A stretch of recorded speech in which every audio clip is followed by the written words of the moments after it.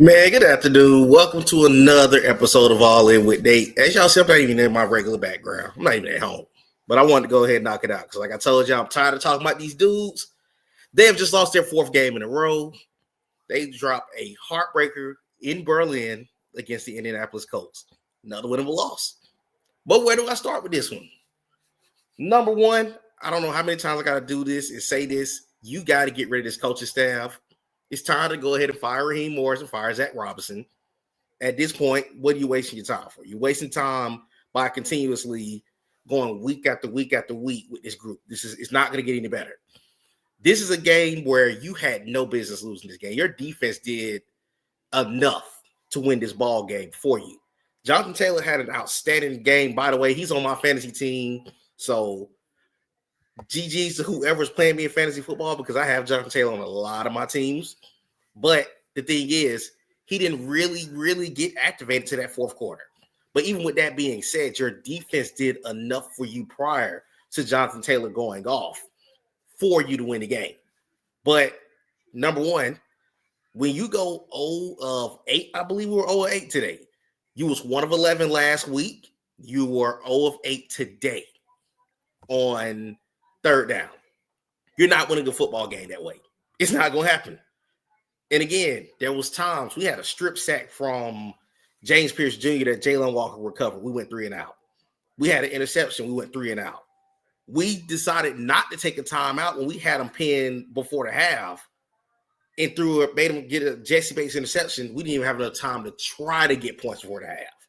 But then you get them a stop on fourth down, get them a fourth down with no timeouts at the end of the fourth quarter, and you don't even call a timeout to give the Colts an opportunity to set up, kick a field goal instead of the overtime. That's bad coaching right there.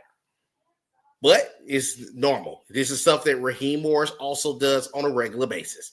But again, your defense did enough for you to win the game. Yes, in the end, they gave up over 200-something yards, receiving combined to Jonathan Taylor. He should easily be your favorite to be the MVP of the league this year. The Colts are 8-2. That's a really good ball club. And again, we did enough for the second straight week to beat a contending team in the AFC. And here we are again with a loss. And now you're 3-6. And now look at the rest of your division. The Saints are playing the Panthers today. The Panthers are over 500. They should beat the Saints and go to 6-4. They should come to Atlanta 6-4. Tampa is at home against the Patriots. They can beat New England. You very well are going to find yourself possibly 3 to 4 games out of first place. And at this point, we're not even looking at the division. This season is probably over at this point. You have 6 losses. I do not care that you have some beatable football teams down the stretch. You lost to the Dolphins a couple weeks ago in Atlanta. So that's not encouraging by any means if you're this team. At this point, what are we waiting on? Go ahead and get rid of this group. So a couple things I have to say about this game before I hit the comments. Going back to the offense, you were 0 of 8 on third down in a 60-plus minute football game. You had no type of sustainability today. You scored 25 points and still just think about the fact you were 0 of 8 on third down. You couldn't put this team away. Good football teams put this game away. Your defense did enough. They had Daniel Jones bleeding. Let this sink in. They forced the interception. They got a strip sack today. They had, 6 sacks for the second straight week, and you lost again. Jonathan Taylor had a big 83-yard run, but, he was getting chunk plays. But you did nothing to help keep your defense off the field. You got to lose a game like that against a good football team when you don't handle your business. That's number one. Number two, I know I see a lot of folks is kind of back and forth with Michael Penix Jr. right now. I will say this. Michael Penix Jr., he has potential, but this was not one of his better games. He missed some throws in this game. I know a couple of times for one, that intentional grounding thing got to get cleaned up. He has a lot of times where he panics on a blitz and he just throw the ball. He don't even consider the fact you can get a penalty for this. You can get a intentional grounding for it. It's happening too often, but also there's times in the game we stay having a timeout because the play's getting in at 5 seconds or less before the play clock is up. These are things that need to be cleaned up. And then a couple of times he missed certain throws. There was a throw that he had to Kyle Pitts in the end zone where he probably should have put a little bit more on it. That could have been a touchdown. He missed Mooney on a throw late in the fourth quarter. Seals, I think now part of that might have been on David Seals too, but then you're looking at the fact that these are mistakes that's continuously happening week in and week out and week in and week out. Your offense, who you have spent your last 4 drafts prior to this one, spending a first round pick on, you're not seeing consistency from it. And this is causing you now. You're getting late in the season, and the season has kind of gotten away from you. So at this point, if you're fully invested in this being your team past 2025, this head coaching staff can't be the one to do it because Raheem Morris has his team horribly prepared week in and week out. That's number one. Number two, Zach Robinson progressively gets worse each week. The reason that this offense is able to move the ball and score is because of the talent of this team. Not because Zach Robinson's dialing up something. No, there's times where Bijan Robinson, because he's so talented, can make a 3-yard loss a 10-yard gain. So you're starting to get to a point now where you get you a legitimate coaching staff here that knows how to coach this ball club, get these young guys to play. And it's a shame because you look at the defense and the improvements you see on the defense with Jeff Ulbrich in that group.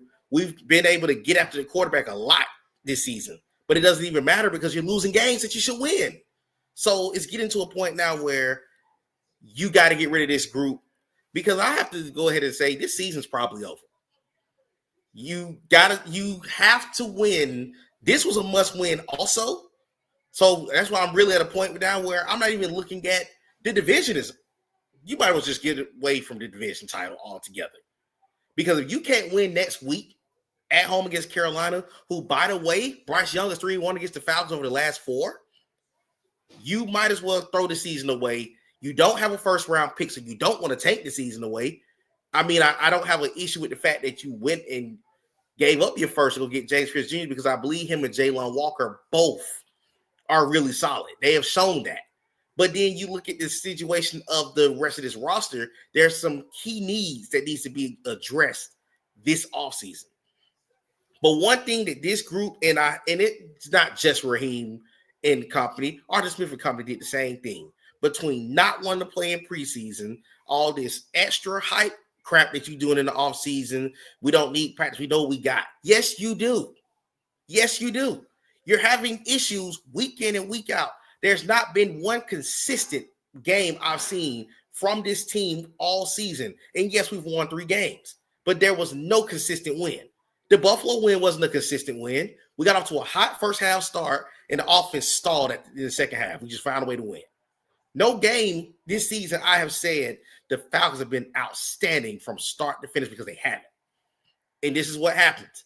The Falcons find a way to lose winnable ball games, and it's happened again for the second straight week. And now you're looking at yourself, and the season's possibly over. You're probably about to go through a new coaching staff. You're probably about to go through a whole new revamp. But it's time for the guys up top to start getting their butt out of football operations and get you some guys here that can get a winning ball club on the field. You got talent to win in this league. But the problem is, guess what? You're heading into your 8th season of not making the playoffs. As I mentioned in last week's show, this is the second longest streak in Falcon history they went and not made the playoffs. The last 2 times they went was between 1982 and 1991 and when they first became a team. That's incompetent ball club from start to finish. But let me hit some of these comments real quick so I can catch up to what we're talking about. He said, what's going on, bro? He said, fire him. JT MVP. Yeah, Jonathan Taylor right now is the NFL MVP. And there's no debate about that. He said also this loss is not on penance. This is, oh my goodness. Listen, let me talk about that too. Raheem Morris, in his ignorance of screaming, we don't need practice. We know we got with this, with that, with this, with that. Bijan, the best running back in the NFL, is one of the best. Of course, I'm not taking that from him.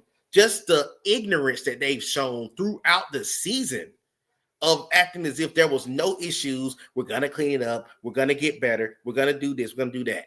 Do y'all realize when we hit the field on November 16th, next Sunday at 1 o'clock, we have not won a football game in a month? Our last win came on Monday Night Football against Buffalo. That was a month ago when we hit the field against Carolina. Ridiculous. And the season getting away from me. What's going on? What's going on, Nick? You said, yeah, your boy should handle business today. They definitely should handle business today.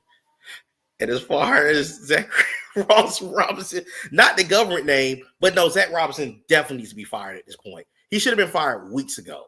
So I'm tired of what we're seeing week in and week out. Tevin said, good G's on the test. My feelings are hurt. This team is hurting the inner boy and me. Do not like my feelings hurt. New Year, same Falcons, fire everybody. Man, it's crazy. KD was going on and said, yeah, it sucks because the defense played good enough to win for sure. Zach, yes, and that's the thing. I can't ask you to do more for me when you're getting, mind you, coming into the game 2 weeks ago, but at the end of the day, you came into the game 2 weeks ago. That was probably one of the best offensive lines in the league. Pittsburgh gave them fits, and they lost to Pittsburgh. The Falcons drew up similar pressure, forced 2 turnovers, and you lose a game. That's bad football. That's really bad football right there. And at the end of the day, it starts with the preparation of your head coach. And then when you look at the offense, once again, I'll keep saying the same thing. They've been going 0 for 8 on third down. Like, I don't see how you expect to win a game in this league. You can't convert on third down. That's pathetic. Bradley Pinion had 6 punts today. Like, that's ridiculous at this point. He's at kind of goofy season. I feel the same way. Bad offensive line, goofy head coach, lazy routes. I will say this too, as far as Kyle Pitts today. Now Kyle has had a bad drop the last 2 weeks. He got to tighten that up because you're in a contract year. And if you think you're going to be back in a Falcon uniform in 2026, that can't happen. So it's bad. Let's see. The next question. I think we're all in agreement that Zach Robinson play calling is suspect. What scheme do you think would work best with Pennis, and who should be bringing in offensive coordinator? Honestly, I think the West Coast offense would be the best for. I think that's the best offense for this group. But the reality of the situation is, even in the wins, this offense is not fully activated like it should have been for a while now. You're now in an issue where let's talk about today. I ain't got to the stats yet, but Tyler Algier on that go-ahead drive for the Falcons, you see what happens when you feed both of your backs. You got arguably one of the best running back tandems in the league, but you're stuck in the pistol. You just bleed the pistol to death at this point. And it's annoying because you got talent to where you can open the ball up. You got a talented wide receiver in Drake London. You got to get more. You got to get somebody else outside of Drake London. Drake had 100 yards receiving. Guess who the next receiver was today? It was Kyle Pitts with 2 catches for 38 yards. You're not going to win when you can't spread the ball around. Now, also, some of that was on Michael Penix Jr. today, but at the same time, you don't really have a really good receiving core as is. We've been screaming about this all off season, so that's really another thing. Tell what's going on, Tevin said rookies balling, which is crazy. 7 sacks. They've had 12 combined sacks in the last 2 weeks, and they have not won a game. That's bad. I mean, what else can you say about that at this point? But it's getting bad. It's getting worse. And what I don't want is for this young group that's showing us a lot of potential. We got some. The thing is, what irks you about the Atlanta Falcons, it would be one thing if this team was in a position where they just were talentless. There's actually really good players on this football team, but they're not showing up to win. And that's getting worse each week. And it's starting to make the fans check out if they haven't checked out already. I personally checked out after the Dolphins loss, but it is what it is. I'm still going to talk about these guys. Let's see. That little boy me hurt. We deserve more than this. We're better than this. I hate Raheem. Them are the three issues on this team right now. And it's totally, and that's really where it starts and ends at. We got to get that out the group. And another thing, the Falcons, the Nets head coach cannot be a blast from the past. The Falcons have done it multiple times in their previous tenure. Two of the three guys on our coaching staff, and this is nothing against Jeff Obers. He's had a really good year with the defense. They have, of course, JT went crazy on him today, but overall, he's had a good year. Do you realize two of those three guys was on that 2016 Super Bowl coaching staff under Dan Quinn? Raheem's not a head coach. Neither is Jeff Obridge. They're solid defensive and offensive coordinator. I mean, both of them are solid defensive coordinators. They are not head coaching material in the NFL. And it's no disrespect because I wanted to see Raheem Morris work as an African-American head coach, but he's not head coaching material. You need a football-minded coach in this league to come in and get this team to the postseason. Get away from what you had in that run under Matt Ryan. This is a new group. This is a new unit. You got to get somebody that can coach a young team. If you're going to go pull from somewhere, you pull from what's current. Stop going with the Rams. I don't know where they found Zach Robinson from. I know he was on the Rams coaching staff, but I don't know what did he do? He was just there. Sean McVay run that offense. He said, yes, awful. He said, playoffs was this. Dre, what's up, bro? He said, you right, bro. In the offseason, Penix need to work with a real QB coach to get his footwork right. Yes, he absolutely do. And then a lot of times he panic in that pocket week in and week out too. And that's one thing I don't like about Michael Penix. A lot of times when that pressure's coming, he's instantly just throwing the ball. You got to sometimes get out that pocket and take off. You're not the fastest mobile quarterback, but you're not slow either. Get out there and go get a couple of yards, extend the play. So it's just, there are things that he really is going to need to get with some veterans this offseason because he got the arm potential is there. When he's able to just go the tempo and running the show, he's actually moving the ball. You saw it last week against New England. But then you have days like today where it's like 1 minute, hey, you're throwing a dime, you're throwing a dot, you're overthrowing somebody. It happens too much. Let's see. Chris, what's going on, Chris? I think I'm covering the spread, though, but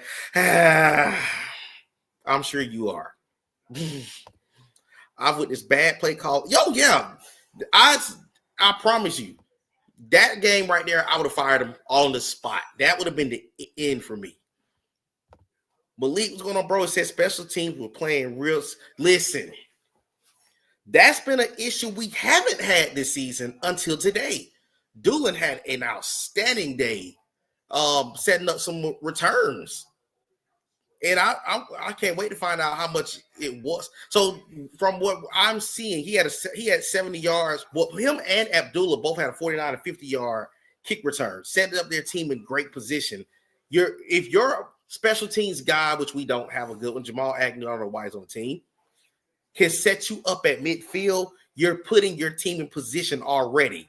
You're getting a fair catch at 35. So if you're giving me to the 50, I just need 15 yards to get in field goal range and 50 to go the whole way. So as you see, that's what happens when you handle your business as a special teams unit. 7 sacks, a bloody right. All of this and Jonathan Taylor, that's what makes him the MVP because any other team probably loses this game. But again, Jonathan Taylor is outstanding. Again, I knew he was going to have a good season. I didn't think he was going to have this type of season. Dude might be MVP. JD said we need veteran. Yes, we do. We need a veteran staff. If you look at a lot of these veteran teams, like last year, Philadelphia won the Super Bowl because they went and got, what's his buddy name? He's a defensive coordinator for the Eagles. So I'm tipping my tongue. Let me look that up. Give me a second. I want to see. I can remember his name. He was on the Broncos staff. at a point. Y'all may know who I'm talking about. I'm trying to see who it is. Big Fangio. They went and got a veteran guy to run that show. You got to get some vets from start to finish, or also you need to have a scheme where when your next guy up, he knows what's coming. You know what I'm saying? That's the issue that I have with our coaching staff. Because just give y'all an example. Look at the Detroit Lions. And the Lions have assembled a really good roster. But the other thing is this. They lost Aaron Glenn and Ben Johnson this offseason. It doesn't show. Their team still is really good. So when you have a good system in place and the next man up can run a really solid system, you can win in this league. When you don't have that, that's the issue that you're running into. Because Zach Robinson was a first-time offensive coordinator last year. Jimmy Lake was a first-time defensive coordinator last year. And Raheem Morris was a second-time head coach. That is a recipe for disaster. So, again, we got to have that. And he said when Penix models game after Bridgewater. Man, I always thought that Bridgewater should have been a lot better in this league. But no, as a franchise quarterback, yeah, that can't happen. Remember the last time they said that we needed to run a West Coast offense, they won 7. Listen, the issue was by that time, that team wasn't good. That 2018 to 2020 stretch, those Falcons were not that good. They didn't draft well. They didn't have a good defense. Like it was a point where Matt was getting older. So to me, getting back in that West Coast scheme, you got to get you a scheme that predicates feeding your backs and getting your top wide receivers involved. That's what we got to get back to. Let's see. He said, crazy to think that the Panthers look much better y'all despite being written off. Listen, Carolina's not even nowhere near as talented as I think they should be, and they're 5-4. But guess what happens when you got a solid coaching staff, when you can put the right pieces in place to win in this league? This is what happens. Carolina's not even – Bryce Young is not – to me, is not their answer just yet. But the team shows potential of how good they can truly be. And that's the reason why they are possibly going to be 6-4 today and coming to Atlanta with a winning record. And do not be surprised when you go to the home game next week. I'll be there next Sunday. If you see a lot of Carolina blue in that building next week, I wouldn't be shocked at all. He said Michael Penix needs to be on. Yes, Michael Penix needs to be under center, and I don't know why we just refuse to do it. I wanted Jim Harbaugh. Jim Harbaugh would have been the great person right here for those two running backs. He would have been in heaven having those two running backs in his backfield. Let me get to the question. To answer your question, it's a copycat league team. Thank you. It is a copycat league, but you got to know what you got. Also, you got to me, I'm looking at more of a guy that's more involved with what in these successful offensive units. You can't go find me the assistant to the assistant running the offense and think he's going to be successful. It's not happening. It's not happening at all. Spool, what's up, bro? He said he need that Josh Allen work. Yeah, I agree with you. Because Josh wasn't as accurate when he first came into the league, and then he got better as time went on, and now we see he's an MVP caliber quarterback. So, and yeah, you talking about Vic Fangio. Reggie, what's going on, bro? Said Rich McKay is the problem. He's in Arthur Blank's ear too much. We need to blame. There never should have been blame that should have been removed off those guys, to be honest with you, because that is where it starts and finishes at. Because if they are so involved in this hiring process and getting this team coached up or whatever, this is an issue. And you're now going 7 to 8 years into not having a winning season. It's a problem now. And I'm going to tell y'all like this, and I know I've seen a lot of people say it before, and I'm going to be the first one to probably say it on here. Either Arthur Blank needs to consider moving on from being the owner of the Atlanta Falcons, or he needs to get someone in here that can completely go into that knows the football side of things. Because what my problem is with the Falcons is they've become too much of a business-oriented unit. The team is secondary at this point. And it's not just happening with the Atlanta Falcons, it's happening with the United. Let's be honest. The United won a title, and we've heard really nothing of the United in the last 7 to 8 years. So it's not just a Falcon issue at this point. It gets when you go to the top, that's where the problem comes into play. And then when you look down below it, Raheem isn't he's more of a yes man than a real head coach. He needs to have that group playing for him. That he's a solid coordinator. He's not a good head coach. That's really where it's at. So that's where the problem's getting bad now in this organization with the Falcons. So it got to change, and it got to change quick, because I would hate to see you waste a lot of these young, talented players on this team. And unfortunately, and I'm intrigued to see what y'all say in this chat about this one. It now is starting to become a situation where does Terry Fontenot job comes into play, because he could very well be the next person gone because of this bad coaching staff. So it is what it is. Let me hit these stats, because I did enough talk about these guys. They ain't got on my nerves for the week. Let me go to the stats, and we'll pull this up as we talk about it. No, I'm not saying that it's not his fault. I'm saying he could be a casualty of the fact that this is a second head coach. That's what happened with Thomas Dimitroff, unfortunately. So he might end up being a casualty of being on a team where you have another losing staff. So that's where it's at. Wasted Jesse Bates' prime years. Right about after play, the first thing I would do is bring in a GM and build and bring veteran coaches to get rid. Yeah, the uniforms got to go. I don't care if we go back to the 90s uniforms, but this mess that we've been in the last 5 years has been a disaster. I hate the uniforms. To this day, I don't have a jersey of the current logo, and I'm not going to get one of the current logo. I hate it. So let's hit these. One more comment. Remember, I said they were both silently on the hot seat this year. Yeah, I feel the same way. I thought Terry saved himself this offseason with a really good draft, but I just hope that he doesn't suffer at the hands of what bad coaching staff, what this team did this year. But it's a very strong possibility that it could be a 2-for-1 deal, sadly.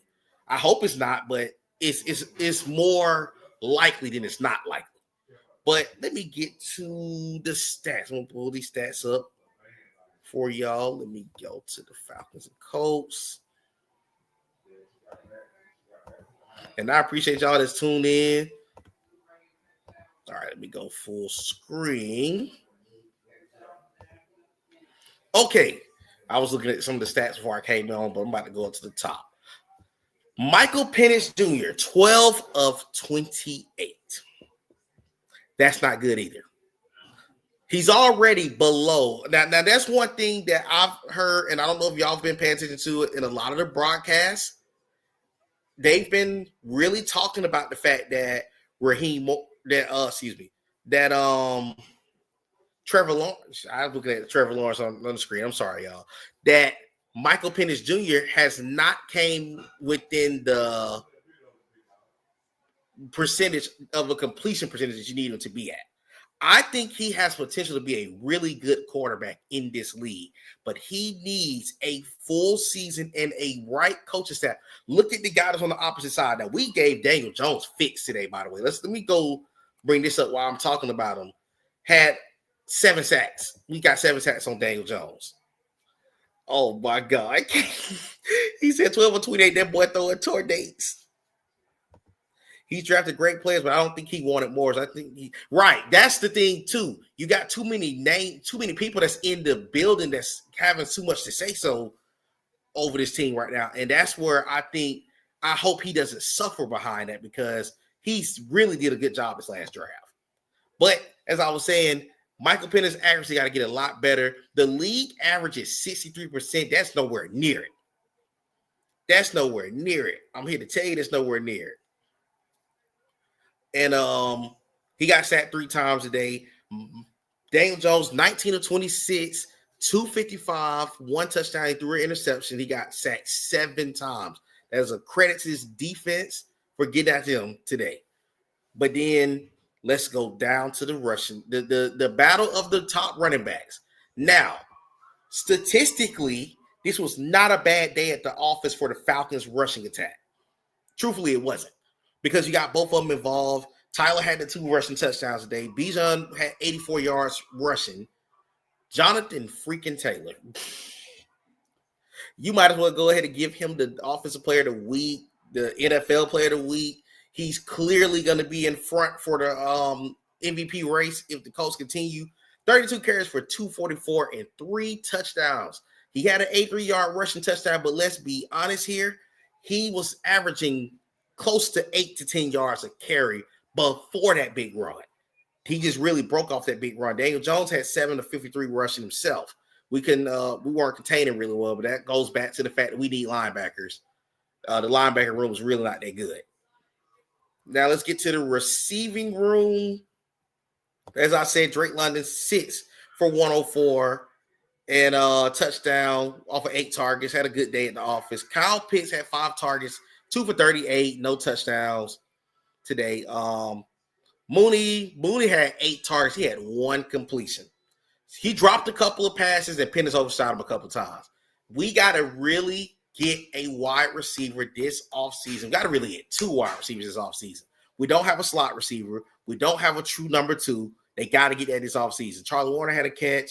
Bijan was 2 for 4. They didn't really get him involved. And then David Sills is just out there running cardio. We can go out there and do what he's doing. I don't know why he keep getting targeted. Tyler Warren, 8 of 99. He had 24-yard catch. Tyler Warren was definitely tight end number 1 in the draft. I don't know why the Bears passed him up for Colston Loveland. And it's no disrespect to him because he could eventually be a good player down the road. But I think that Tyler Warren should have easily been the first tight end off the board. Alec Pierce, 4 for 84 with a touchdown. He had a crazy catch in the first quarter. But other than that, you got Jonathan Taylor, 3 for 42. Michael Pittman, 2 for 19. Everybody else kind of was even today. Rachel, I'm proud of you, Dave Falcons. Hired you with Arthur Blake sells a team. I appreciate that, man. This is the comment you said I missed. I end with this. If this keeps up, we'll become the Cowboys and the Browns. This is a very bad. This is a bad franchise already. I don't think we're that far away from being removed to that either. So that could become a problem. Also, that could truthfully become a problem down the road. But let me go back. Okay. Fumbles. Michael Penix had a lost fumble in the game. That was the first touchdown of the game, too. That was early in the game. Daniel Jones had 3 fumbles. He lost 1 and recovered 1. JT lost a fumble. And it got recovered by Jalen Walker. As you see, they had more turnover-prone moments in the game. Like everything that you wanted went the direction that they needed it to go. But they just lost this. They lost this game. And it's crazy to say that. For the defense, Xavier Watts had 11 tackles. Jesse had 9 and a pick. Ronnie Harrison got a sack today. Ayamada had 7 tackles. Jalen Walker continues to have a really solid rookie campaign. He got a strip sack and he got a recovery in this game. Keith Taylor stepped in and got 6 tackles. AJ Terrell had 6. Caden had a sack today. Zach Harrison got a sack today. Arnold Ebiketie got a sack today. JPJ got that strip sack in the game also. Is he up on screen? I got to bring him down. Billy Bowman was back. He had a pretty decent day. Now, he had that one unfortunate moment on that 4th down where he's right there with Tyler Warren, but Tyler Warren made an outstanding play to extend the drive. Ebiketie got a sack. Ebiketie's actually been pretty decent as of late as well. But as you see, James Pierce Jr. got a sack earlier in the game, too. On the Colts side of things, Zaire Franklin had 10 tackles and a sack in overtime. Nick Cross got a sack. Cam Bynum got a sack. But everything else was kind of like even. Sauce had a decent he had a pretty good first showing as a member of the Colts. I think once they get Traveris Ward back from injury, they're gonna be a really good secondary. But the stat line is kind of like even in so many ways. Let's go to the interception. Jesse Bates had to pick. Nobody got an interception on the Colts side of things. Jamal Agnew had 6 kick returns. Not really much to see right there. Ashton Doolin had a 50-yard and a 49-yard run, as I said, as kick returners. Zane Gonzalez had a field goal. Michael Bagley missed a field goal and an extra point in this game. And again, we caught breaks in this game. We just still could not win the ball game. It's annoying to look at these statistics because for the second week in a row, you probably had a really good game at the office and couldn't find a way to win once again. Let's go to here goes the team stats. Colts had more first down than the Falcons. The Falcons went 0 of 8 on third down. I said it last week against the Patriots, and I'm saying it this week too. You're not winning a game going 0 of 8 on third down. That is pathetic. We had 290 yards of offense. The Colts had 519. We had, let's go down. Passing 150 on the day for us, 196 for the Colts. Of course, we had 7 sacks on the day that kind of offsets the passing numbers. 323 yards rushing for the Colts. 140 for us. We were 3 of 3 in the red zone, had less penalties, 1 less turnover. Again, this shows you it's the little things that's not being done. But here's the glaring issue. What does that say? 26 minutes the Falcons had the football. The Colts had it for 40. You cannot expect a defense to do anything when you're on the field for 40 minutes. 18 points was scored in the last quarter and overtime. That's on your offense. Your offense, as you see above, got a touchdown the first 2 quarters, got a field goal the third quarter, and got a touchdown in the 2-point conversion in the fourth. They didn't do enough to put this game away. So bad loss, and I'm going to be intrigued to see what do they do to address this situation coming back to America as we get ready to play Carolina. But that's all I have to say about the Falcons. Another stupid loss for the Atlanta Falcons today. They dropped to 3-6. The season's getting far away from us, and we get ready to play the Carolina Panthers at home next week. I'll be there. I don't know how many fans going to be there, but I'll be there. But until then, this has been another episode of All In with Nate. I appreciate y'all that tunes in every week. I enjoy doing these shows, and there's going to be more to talk about. I'm going to get on here and talk further with some of my boys y'all seen on here. I'm going to get to talking college and other stuff as the college football playoffs draw closer. And also, I'll be talking about some high school football soon as well. So be on the lookout for all those things. Until then, this has been an episode of All In with Nate.